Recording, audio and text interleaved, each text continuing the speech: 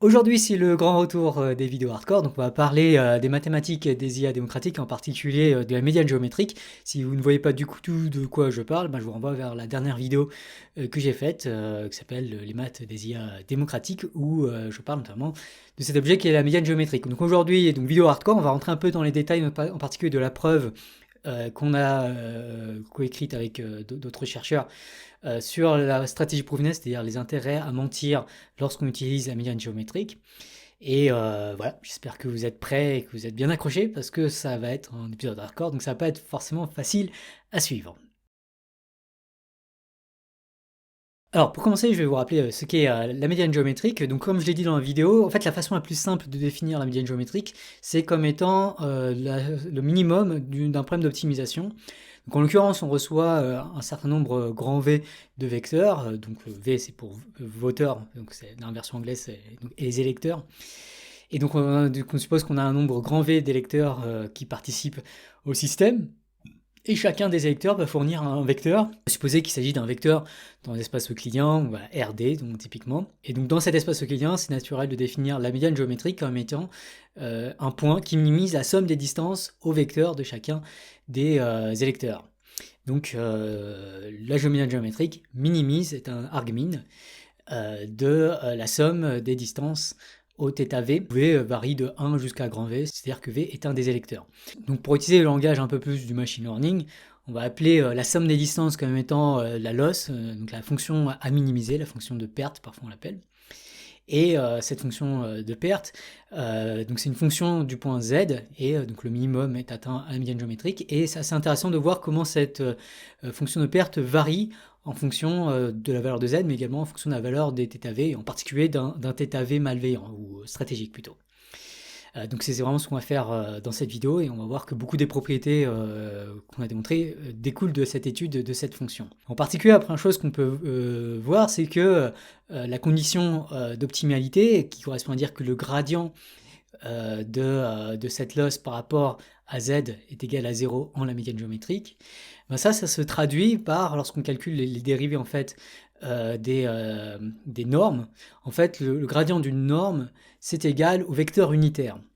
Et ça, vous pouvez le démontrer mathématiquement, hein, il suffit de faire les calculs, mais je trouve ça plus intéressant d'avoir l'intuition géométrique derrière ça. Intuitivement, d'un point de vue géométrique, qu'est-ce qui se passe? Tout simplement, lorsque l'on se déplace le long du vecteur d'un pas, la distance, la norme du coup, va augmenter de ce nombre de pas. Donc la distance augmente proportionnellement au nombre de pas, même est égal au nombre de pas que l'on fait, si ce pas est effectué dans la direction qui va du point Z au θV. Et donc le fait qu'il y ait cette relation, ça correspond à un vecteur unitaire. Et pareil, la direction nous dit bien que ce gradient est dans la direction de θV moins Z.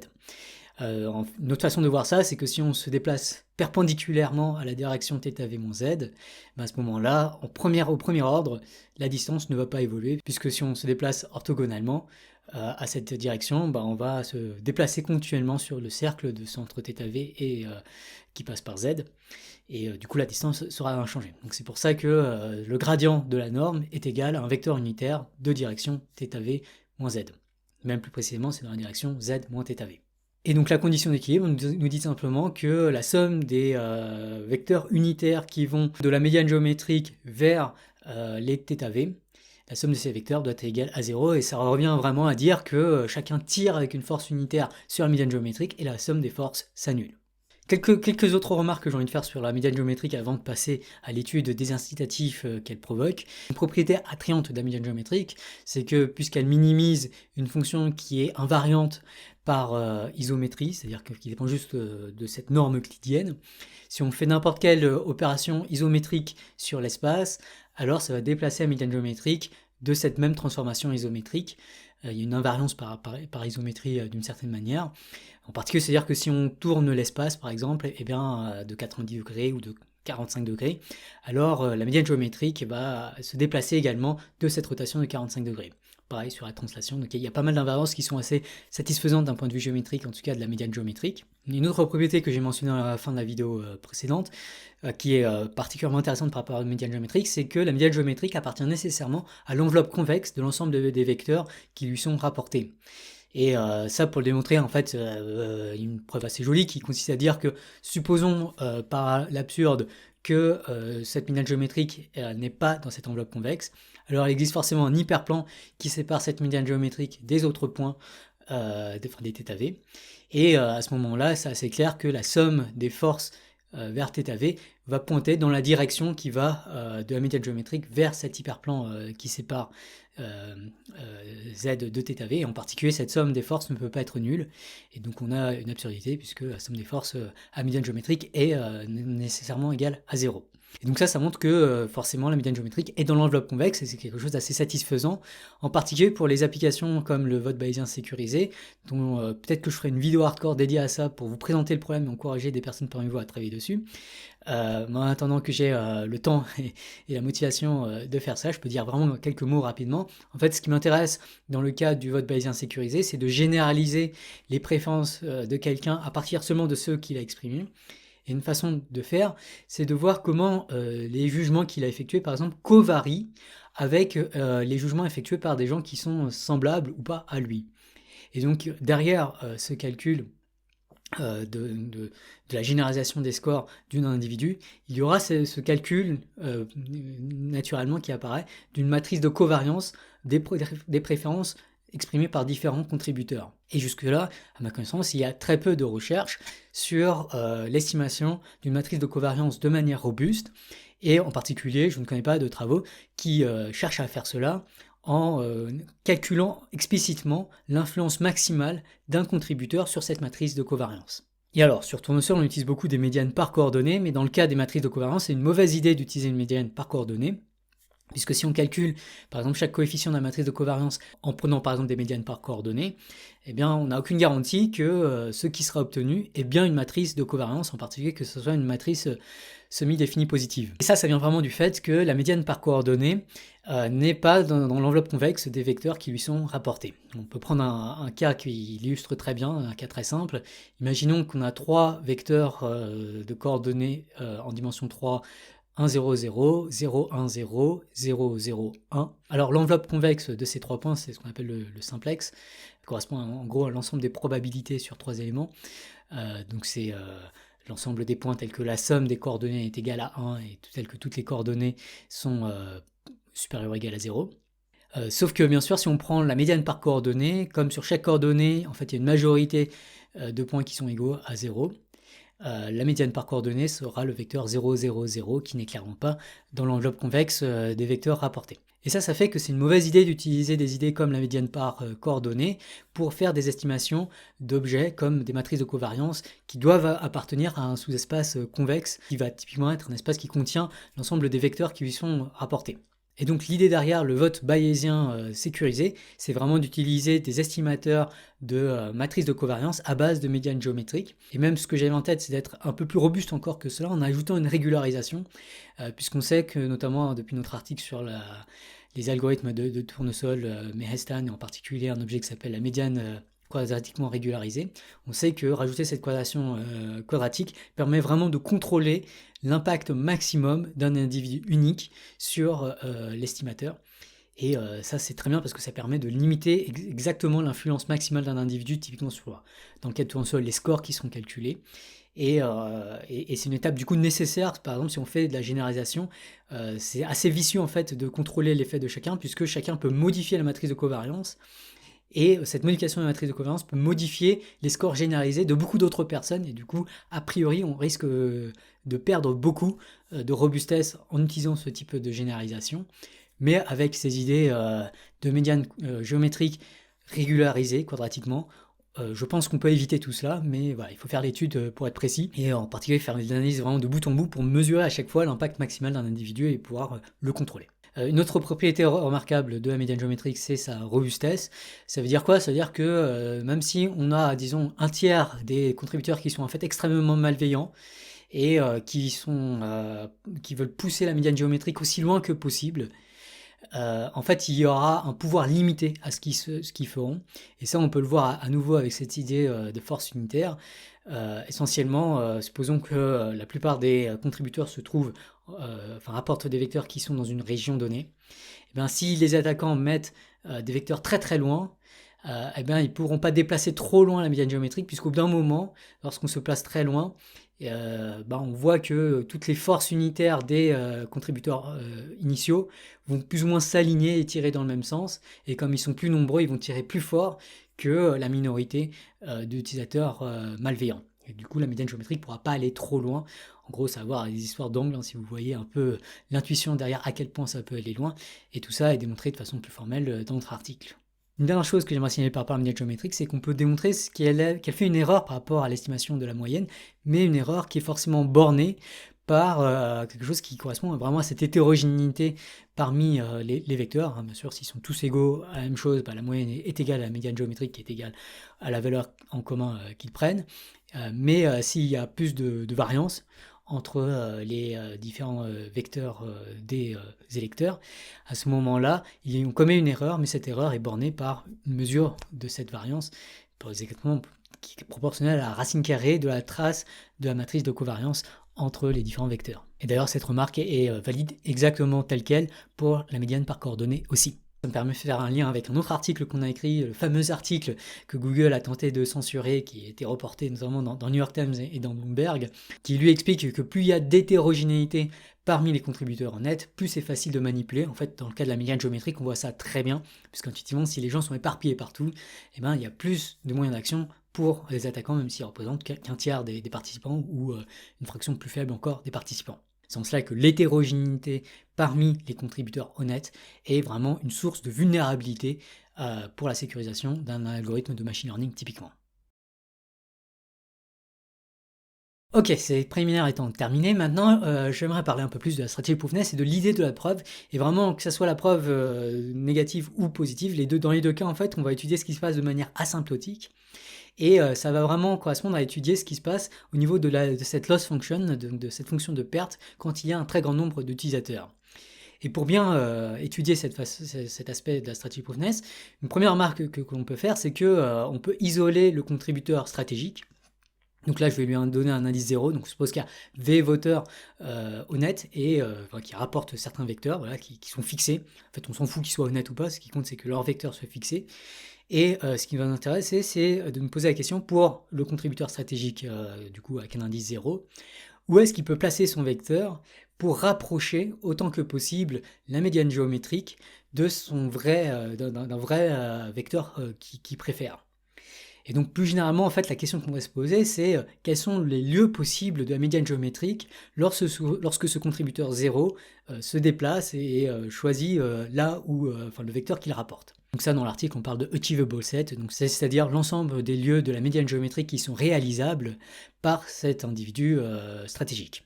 Eh bien, l'une des remarques importantes pour la preuve, qui est assez naturelle, qui est assez simple, c'est que l'ensemble de ces lieux possibles correspond à l'ensemble des endroits où le gradient de la loss function par rapport à ce point en question, si on regarde uniquement les électeurs qui ne sont pas l'électeur stratégique, l'ensemble des lieux où ce gradient est de norme inférieure ou égale à 1, eh bien c'est exactement l'ensemble des points atteignables. En effet, il suffit à ce moment-là pour l'individu stratégique de rapporter exactement ce point pour garantir que le point en question soit un point d'équilibre, puisque d'une certaine manière, le gradient qu'il aura à ce moment-là contrebalancera tous les autres gradients de V. De façon un peu plus formelle, il faudra parler de sous-gradient pour formaliser la preuve, et c'est ce qu'on fait dans l'article. Mais voilà, intuitivement, si la somme des forces des autres est inférieure à 1, je me place quelque part, et de toute façon je vais tirer avec ma force égale à 1. À ce moment-là, je contrebalance toutes les forces des autres, et du coup, c'est une position d'équilibre. Et donc, ce qui nous intéresse vraiment, c'est d'étudier l'ensemble des points où la somme des forces des autres est inférieure ou égale à 1. Et là, l'idée fondamentale, c'est quand on se déplace légèrement par rapport à la médiane géométrique des utilisateurs autres que l'électeur 0, à ce moment-là, le gradient va varier et il va prendre une valeur qui va être donnée par la dérivée seconde. Donc l'approximation de la dérivée première autour d'un point, on l'obtient comme la dérivée seconde fois en gros le déplacement. Et donc ça reste vrai en dimension supérieure. Et du coup, le gradient près du point d'équilibre est donné par h fois la déviation que l'on fait, donc si je fais une déviation x par rapport à la médiane géométrique, alors le gradient que j'obtiens est en première approximation égal à h fois x. En particulier, la norme de ce gradient, et puis je vais même étudier la norme au carré parce que c'est plus facile en termes de calcul. Hein, l'ensemble des points qui sont atteignables, en fait, c'est également l'ensemble des points tels que la norme du gradient au carré est inférieure ou égale à 1. Alors l'ensemble de ces points doit vérifier que la norme du coup de h fois x ou h, cette dérivée seconde de cette matrice hessienne, donc la norme au carré de hx qui est égale à x transpose hhx, ça doit être inférieur ou égal à 1. Et donc en première approximation, si vous connaissez un peu ce genre d'équation, vous savez que du coup l'ensemble des points atteignables ressemble à une ellipsoïde, c'est-à-dire un ensemble de points tels que en gros une forme quadratique est inférieure ou égale à un nombre. Et donc cet ensemble de points accessibles, ça va être du coup une ellipsoïde qui sera très aplatie si intuitivement du coup il y a beaucoup de variations entre les valeurs propres de cette matrice hessienne, c'est-à-dire que selon certaines directions la matrice hessienne prend une grande valeur, selon d'autres directions la matrice hessienne prend de petites valeurs. Et donc quand je parle de polarisation en fait dans la vidéo principale, je parle vraiment de à quel point cette matrice hessienne est aplatie, sachant que les directions selon lesquelles l'ellipsoïde est aplati correspondent en fait à des endroits où les gens sont très polarisés, puisque ça tire vraiment des deux côtés, et du coup c'est difficile de déplacer, ça tire très bien des deux côtés, et du coup c'est très difficile de déplacer la médiane géométrique vers le haut ou vers le bas, puisque en gros les forces sont déjà là en présence et sont déjà bien ancrées, alors que sur la partie orthogonale, lorsque c'est bien aplati, ça correspond plus à des directions où les gens sont un peu éparpillés, et du coup il y a moyen d'influencer beaucoup plus en se positionnant à gauche ou à droite. Ok, donc tout ça, ça nous dit l'ensemble des points atteignables, mais ça ne nous dit pas vraiment les incitatifs de l'utilisateur 0, en particulier à quel point il peut gagner en montant sur là où il est. On sait qu'il peut réaliser n'importe quel point de l'ensemble dans l'ellipsoïde, et a priori il va vouloir prendre le point du coup qui est le plus proche de lui-même, et on sait qu'il peut l'atteindre tout simplement en rapportant le point dans cette région de l'ellipsoïde. Ok, mais du coup la question c'est, est-ce qu'il y a un point dans cette ellipsoïde qui est beaucoup plus proche de lui que n'est le point qu'il obtiendrait s'il était honnête dans sa manière de rapporter sa position. Donc imaginons que sa position préférée est ici, donc j'ai appelé ça θ0. Alors, avant de parler de cette stratégie optimale, essayons d'estimer déjà où se trouve la médiane géométrique lorsqu'il rapporte de manière honnête son vrai vecteur. À ce moment-là, on sait que forcément le point qu'il rapporte devrait être tel que le gradient qu'il rapporte doit annuler le gradient rapporté par les autres vecteurs. Or, le gradient rapporté par les autres vecteurs, on sait qu'il est égal à hx, et du coup on sait que le gradient que rapporte à ce moment-là le vecteur 0 sur ce point sera égal à moins hx. Okay. Maintenant, est-ce que c'est sa stratégie optimale ? Eh bien, si la région optimale était cette ellipsoïde, qui est un ensemble convexe, alors le point le plus proche qu'il pourrait obtenir, ça serait nécessairement la projection orthogonale sur cet ensemble convexe. En particulier sur ce dessin, ça correspondrait à dire qu'à cet endroit-là, il doit y avoir un angle droit. Maintenant, supposons que θ0 est extrêmement proche de cette ellipsoïde, de sorte que cet endroit optimal, en fait, il est aussi très proche de la médiane géométrique qui serait rapportée lorsqu'il est honnête dans sa révélation des préférences. Pourquoi c'est intéressant de faire ça ? Parce qu'en fait, c'est assez facile de calculer à cet endroit-là l'orthogonale, la direction normale à l'ellipsoïde, puisque l'ellipsoïde étant une ligne de niveau de la fonction qui, au vecteur x, associe la norme de hx au carré. Pour connaître la direction du gradient à cet endroit, il suffit de calculer le gradient de la norme de hx au carré. Et ça, il se trouve que c'est le gradient d'une forme quadratique, dont on connaît bien la dérivée, qui va être égal à 2 fois hhx. Et du coup, on se rend compte que la direction entre la médiane géométrique et θ0, c'est pas tout à fait la même que la direction entre θ0 et sa projection orthogonale, puisque d'un côté, on a hx et de l'autre côté, on a hhx. Et c'est vraiment cette différence de direction qui fait que θ0 ici a intérêt à mentir et peut gagner beaucoup. En particulier, plus hhx est différent de hx, et même de façon plus précise, moins ils sont collinéaires, et bien plus il y aura à gagner pour l'utilisateur 0 en mentant sur sa préférence. Et donc dans le pire cas, on se rend compte que les intérêts à mentir sont particulièrement grands quand la matrice H a tendance à tordre, à tourner comme ça certains vecteurs. Et en fait, à quel point elle tourne ces vecteurs, c'est ce qu'on a défini formellement comme étant la skewness de cette matrice. C'est une terminologie, c'est un néologisme, c'est une terminologie nouvelle dans la littérature, en tout cas pour autant qu'on sache. Donc je sais pas trop comment le traduire skewness en français, mais voilà à quel point ça tord l'espace. Tout ça est en fait très relié à une histoire d'angle entre les vecteurs. En fait c'est un produit scalaire divisé par les normes des différents vecteurs, donc c'est vraiment une histoire d'angle. Et donc c'est vraiment cette skewness qui quantifie à quel point il y a un risque qui ait beaucoup d'intérêt à mentir pour certains utilisateurs. Dans l'article en particulier on relie ça au ratio entre les valeurs absolues extrêmes de la matrice hessienne. Bon, malheureusement, on n'a pas de formule exacte, et je suis pas sûr qu'il y ait une formule exacte, en tout cas à partir des valeurs propres, pour obtenir cette mesure de à quel point ça tord l'espace. Mais nos inégalités montrent en tout cas clairement que plus il y a des différences entre les valeurs propres, c'est-à-dire plus certaines dimensions sont beaucoup plus polarisées que d'autres, plus il y a d'intérêt à mentir sur leurs préférences, et ça correspond vraiment aux animations que j'ai fait à la fin de la vidéo précédente.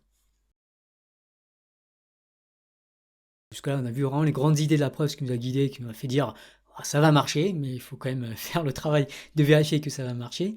Et en fait, il y a plusieurs difficultés qui viennent. Et l'une des difficultés, par exemple, c'est de passer du cas fini à ce cas asymptotique où les approximations sont vraies, et en particulier dire que la région de l'espace, enfin, que cette ellipsoïde qui est une approximation et une suffisamment bonne approximation du vrai espace atteignable, achievable. Et vraiment l'astuce, c'est vraiment d'essayer d'identifier tous les objets vraiment clés à la preuve et de montrer que les valeurs que ces objets prennent quand il y a un très grand nombre de contributeurs vont être extrêmement proches du cas asymptotique où on a vraiment une distribution continue des différents contributeurs, qui est le cas qui correspond vraiment à l'ellipsoïde exacte dont j'ai parlé précédemment. Et typiquement, pour y arriver, on va utiliser beaucoup d'inégalités de Hövding, enfin, c'est ce qu'on appelle les inégalités de concentration parfois, qui sont un peu des valeurs fortes et vraiment utiles en pratique du théorème central limite, notamment pour des cas d'application où on cherche à prouver que tout se passera bien, ou à contrôler vraiment les garanties.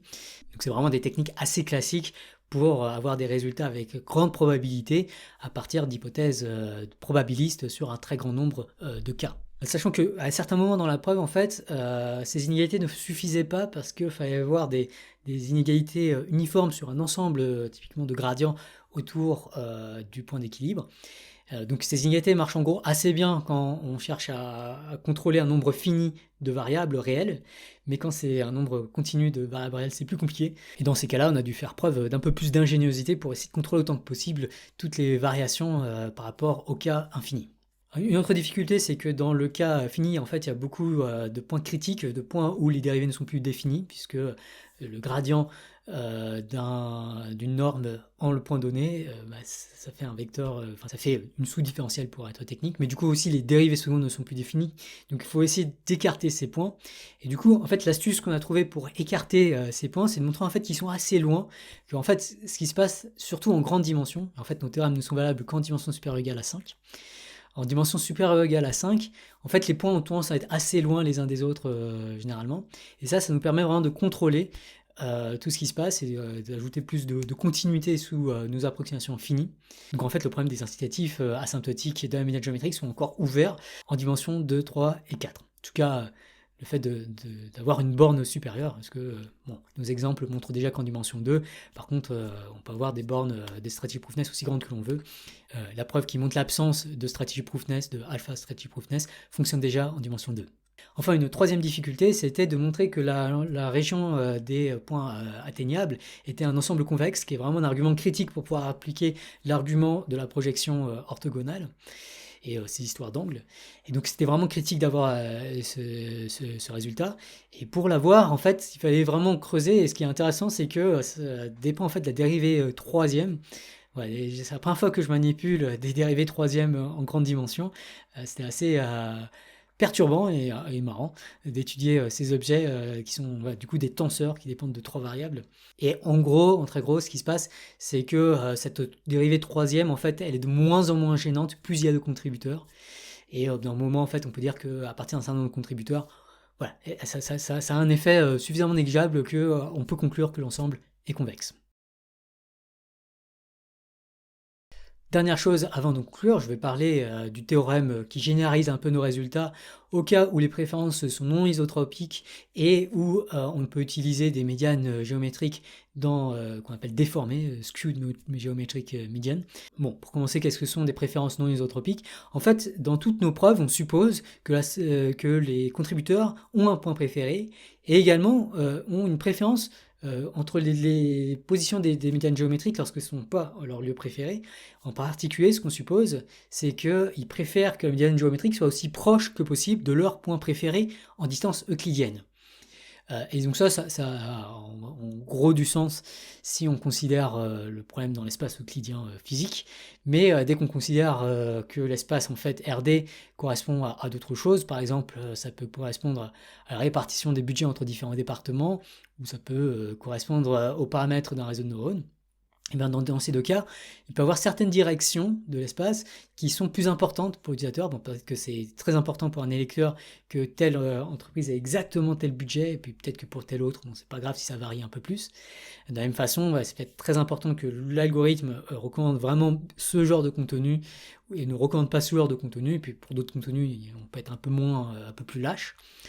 Eh bien, ça arrive vraiment, enfin, c'est vraiment des hypothèses qui me semblent extrêmement importantes en pratique, très réalistes. Eh bien, on peut intégrer ce genre de phénomène dans notre modèle en disant que ce que les utilisateurs cherchent à minimiser n'est pas la distance entre la médiane géométrique et leur point préféré, mais une autre norme qu'on va définir comme étant la norme d'une matrice S qui va donner plus d'importance à certaines dimensions plutôt qu'à d'autres, donc une matrice semi-définie positive avec des valeurs propres qui ne sont pas forcément toutes égales entre elles. Et donc on suppose que l'utilisateur cherche à minimiser la norme de S fois la médiane géométrique moins leur point préféré. Et bien dans ce cas, nos preuves se généralisent assez naturellement. En fait, il y a une jolie astuce pour pouvoir les généraliser assez vite. Ça consiste à se dire que plutôt que d'étudier le problème dans un espace euclidien, on va déformer d'abord l'espace, de sorte que dans cet espace déformé, la préférence de l'utilisateur est isotropique. Et à ce moment-là, on va réappliquer les mêmes arguments, et en particulier, l'avantage de faire ça, c'est que la meilleure stratégie pour l'utilisateur stratégique, ça reste la projection orthogonale, mais cette fois dans l'espace, bien sûr, déformé, pour que ses préférences soient isotropiques. Enfin, une dernière chose qu'on montre, c'est qu'on peut avoir des propriétés similaires si on considère non pas la médiane géométrique, mais la médiane géométrique déformée, skewed géométrique médiane, qui consiste tout simplement à calculer la médiane géométrique, mais dans un espace déformé, et puis de se revenir dans l'espace normal, de le retraduire dans l'espace normal. Ça, de façon équivalente, ça revient à prendre un point qui minimise la somme des distances, mais selon une norme non euclidienne, selon une norme que je vais appeler pseudo-euclidienne, c'est-à-dire qui est de la forme norme de une matrice de déformation fois, que j'ai appelé ici sigma, fois le vecteur dont on cherche à calculer la norme. Et là encore, en gros, les arguments fonctionnent encore. En fait, il suffit de se rendre compte que on obtiendra l'ensemble des points atteignables sera encore un ellipsoïde, mais qui maintenant dépend également de cette matrice déformée. Petite remarque par rapport à ça, c'est qu'en fait, le contrôle de la matrice hessienne que l'on obtient ainsi lorsqu'on déforme la médiane géométrique, ça ne va pas se calculer facilement en fonction de cette déformation, malheureusement. Notamment, la médiane géométrique va potentiellement se déplacer, puisque la médiane géométrique n'est pas invariante par ce genre de transformation non euclidienne, non isométrique de l'espace, comme la multiplication par une matrice H semi-définie positive. Et du coup, en fait, on n'arrive pas à avoir un contrôle vraiment comme on aimerait de ce genre de truc. Et en particulier, on n'est pas capable de montrer que pour toute distribution des préférences, il existe une matrice de déformation pour laquelle la médiane géométrique avec cette matrice de déformation est asymptotically strategy proof. Voilà, c'est un problème ouvert. Si cela vous intéresse, vous pouvez regarder ce problème. Je préfère dire que c'est pas facile. Voilà, ça conclut cette vidéo hardcore. Donc, comme vous avez peut-être pu le sentir, c'était pas la vidéo la plus préparée, comme pas mal de mes vidéos hardcore. Mais j'espère que ça vous a plu. C'était cool de refaire des maths. Et petit teaser, en fait, comme en fait on a travaillé sur beaucoup d'articles de recherche motivés par ces idées notamment de sécuriser autant que possible les algorithmes de tournesol, on a fait pas mal de maths par rapport à ça. Et au fur et à mesure que les articles vont être acceptés, en espérant qu'ils le soient assez rapidement dans les venues académiques, eh bien je serai amené à reparler encore des mathématiques, de la sécurisation, non seulement des intelligences artificielles, mais plus généralement des algorithmes qui maîtrisent tant le flux d'informations à travers le monde.